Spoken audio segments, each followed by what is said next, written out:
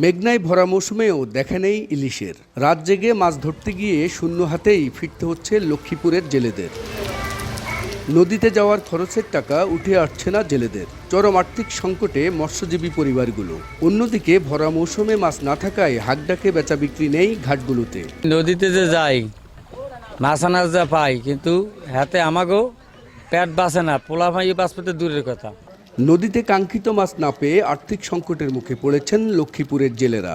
জলবায়ু পরিবর্তন, নাব্য সংকট ও ডুবোচরের কারণে মেঘনায় ইলিশের অবাধ বিচরণ কমে যাওয়ায় জেলেদের জালে মিলছে না রূপালী ইলিশ। এতে আর্থিক সংকটে পড়েছেন ক্রেতা বিক্রেতা উভয়। জেলে যদি একান্ত নদীতে যায় একদিন, তার তেলের পয়সা হয় না, পরবর্তীতে সে আর 2-3 দিন যায় না। মৎস্য কর্মকর্তারা বলছেন, বৃষ্টিপাত শুরু হলে নদীতে ধরা পড়বে কাঙ্ক্ষিত ইলিশ। লক্ষ্মীপুরে 65,000 জেলে রয়েছেন। এদের মধ্যে নিবন্ধিত জেলে 46,067 জন।